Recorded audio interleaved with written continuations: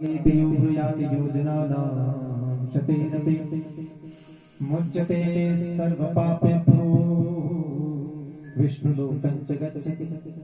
शास्त्र गंगा 100 योजन दूर से भी यदि आर्त भाव से कोई गंगा का स्मरण करता है, गंगा गंगेति यो ब्रूयाति योजनानां शतेनपि, 100 योजन से भी यदि कोई गंगा गंगा पुकारता है, मुच्यते सर्व पापेभ्यो, वो व्यक्ति सभी पापों से मुक्त होकर भगवान विष्णु के परम पद को प्राप्त करता है। ऐसी गंगा की तो सच्चे संग में पढ़कर उस गुबरेले ने परम पिता को प्राप्त किया। और इतनी सी बात है कि यदि हमारा मन सत्संग में लगा रहेगा तो उसे उस परमात्मा को पाने के लिए, परमात्मा तत्व को में अपना मन यदि लगाएंगे तो सत्संग ही एक माध्यम है उस परमात्मा को पाने का। नहीं तो हमारा मन तो भूत जैसा है। मन की संज्ञा किसी की देखा है? मन को भूत की संज्ञा कही। कैसे? यदि हम इसे कार्य में नहीं ना लगाएंगे, अच्छे कार्य में, ठीक कार्य में, तो ये अपना ही नाश करता है। और यदि इसे अच्छे कार्य में लगाएंगे तो आपका ही उद्धार करता है। ऐसा गुरुदेव का मन एव कृष्ण, मन एव चंचल एव मनः कृष्ण। मन चंचल है, भूत के समान है, एक स्थान पर टिकता नहीं। और मन का स्वभाव भी ऐसा है। एक व्यक्ति की पत्नी मर गई, छोटा सा बेटा पाठशाला जाता था, उसको चिंता होती। सुबह बेचारा उठता, पहले स्नान करता, फिर पूजा पाठ करता, फिर बच्चे की तैयारी करता, छोटे से बच्चे का स्नान करता, फिर उसे पाठशाला कक्षा के लिए भेजता। बहुत परेशान रहने लगा। फिर उसके बाद खुद भी काम करने के लिए बाहर जाना पड़ता। बहुत समय बीत गया, 1 वर्ष बीत गया, 2 वर्ष बीत गए। 2 वर्षों में इतना परेशान वो बेचारा हो गया कि एक दिन किसी संत की शरण में चला गया। बाबा जी से कहा, कृपा करो, बहुत दिक्कत में चल रहा हूं, परेशानी। बोले कि पत्नी है नहीं, बेटे को स्कूल भी भेजना पड़ता है, पाठशाला भी भेजना पड़ता है, सारे काम भी खुद ही करने पड़ते हैं। और फिर शाम को फिर दिन में फिर काम के लिए भी जाना पड़ता है। शाम को थक गया, फिर भोजन बनाओ। कोई ऐसा मंत्र बताओ महाराज, ऐसा मेरा काम खुद ही होता है। बोले गोविंद भगवान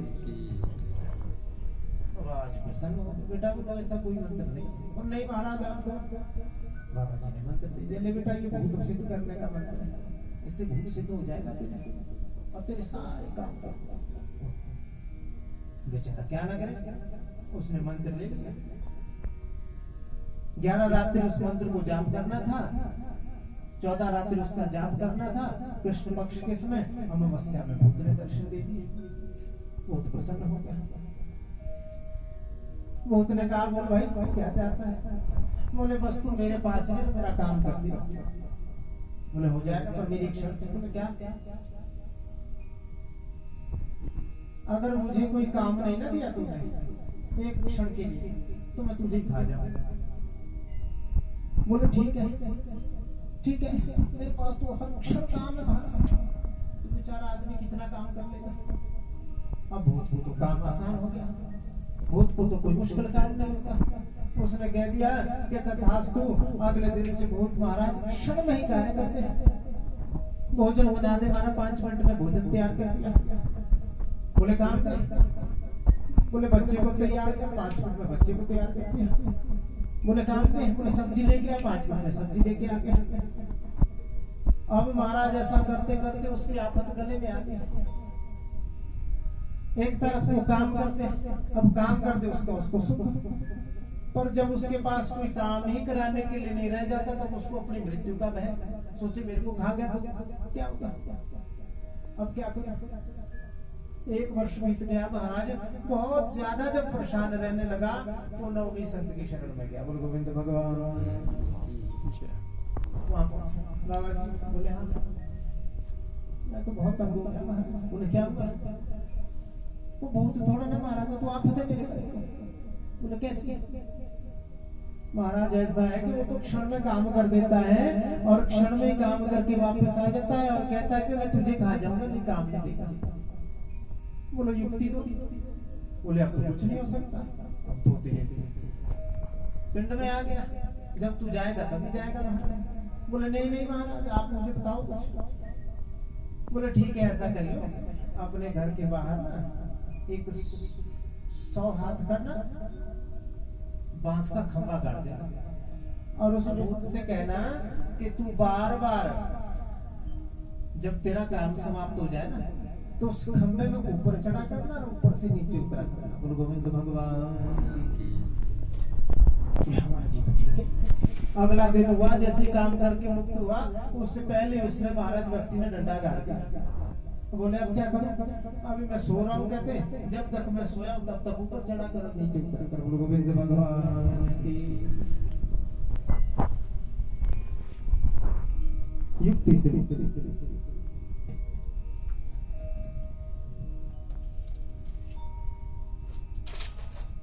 युक्ति से। और शास्त्र कहता है कि मन, भूत क्या है? भूत हमारा मन है और संत क्या है? भगवान है। अतः मन को खाली रखने का कोई लाभ नहीं। मन को यदि रखना है तो परमात्मा के चरणों में रखना है, उनके स्मरण में रखना है। यही तो सत्संग हमें सिखाता है भगवान। इसीलिए का भाग्योदयन बहुजन्म समर्जितेन, बहुत जन्मों के, अनंत जन्मों के पुण्य का उदय होता है, परंतु तब जाकर कहीं सत्संग प्राप्त होता है। और इस 84 के चक्कर में महाराज गिनना 84 लाख योनियां कैसे बनती? 9 लाख योनियां जो जल में रहते हैं, 9 लाख प्रकार के जीव पानी शास्त्र कहता है। 11 लाख के कृमि कीड़े हैं, छोटे छोटे कीड़े, 11 लाख प्रकार के उनकी प्रजाति। कितने?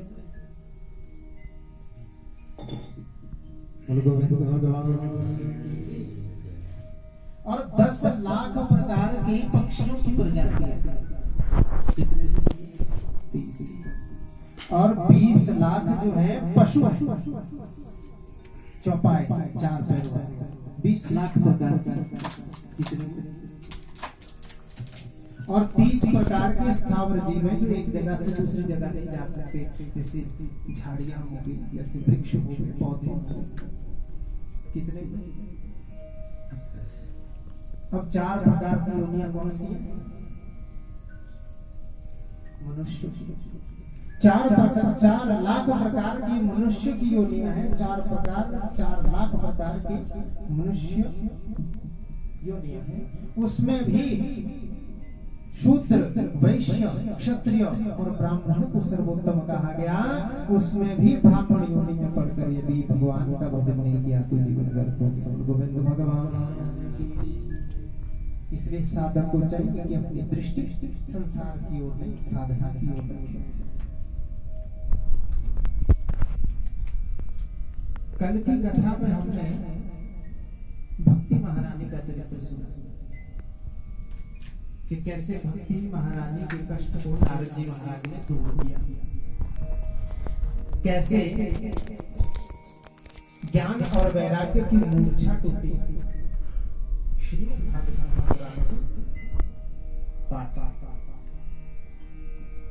और ये कथा नैमिषारण्य के परम पावन तीर्थंकर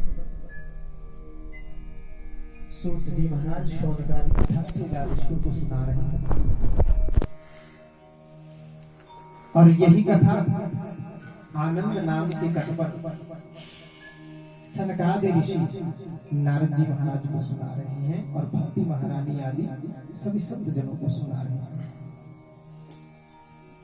अब नारद जी महाराज ने प्रश्न किया, किससे? सनकादि ऋषि। कृपा करके हमें ये बताएं कि सप्ताह यज्ञेन कथमयेन के शुद्धन्ति, किस सप्ताह के यज्ञ से कौन कौन शुद्ध होते हैं? कैसे कैसे पापियों का उद्धार होता है इस भागवत जी की कथा से। कौन कौन से पापी तर सकते हैं?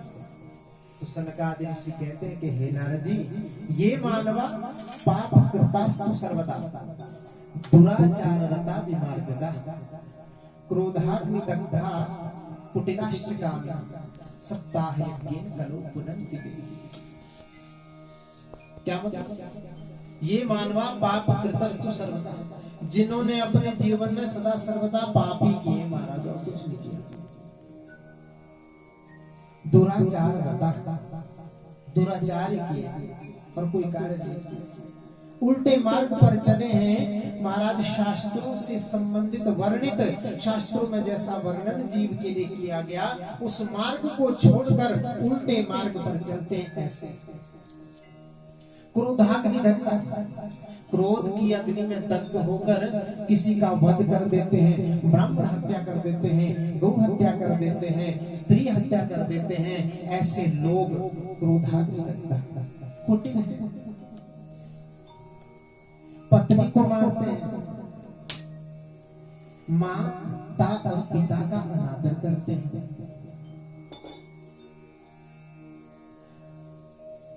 व्यभिचारकारी और जो व्यभिचारी हैं वो सभी भागवत जी की कथा सुनने से कलो पुनन्ति ते, कलयुग में उनका उद्धार हो जाया करता है। बोलो गोविंद भगवान की। लेकिन ऐसा नहीं है, ऐसा है लेकिन ऐसा भी नहीं है कि हमने महाराज आज तो कथा सुन ली, कल को जाकर किसी को मार दिया, परसों सुना कि ढोरों के ढेर में कथा चलती है, वहां सुन के पाप से मुक्त हो जाएगा। ऐसा नहीं। मैंने कल भी कहा था, केवल एक बार प्रायश्चित का सुख जीव को प्राप्त होता है, बार बार नहीं। कहते और महाराज पंचोग्र पापा चमत्कारिणा क्रूरा पिशाचा निर्दयाश्च, और जो पंचोग्र पापा ब्रह्मस्व पुष्टा व्यभिचारकारिणा सप्ताह यज्ञेन कलो पुनन्ति ते। सनकादिक ऋषि कहते हैं जो 5 प्रकार के पाप करते हैं, एक श्लोक है लेकिन इसमें पहला अक्षर आता है पंचोग्र पापा, जो 5 प्रकार के उग्र पाप है। कौन कौन से? ब्रह्मण्यश्चैव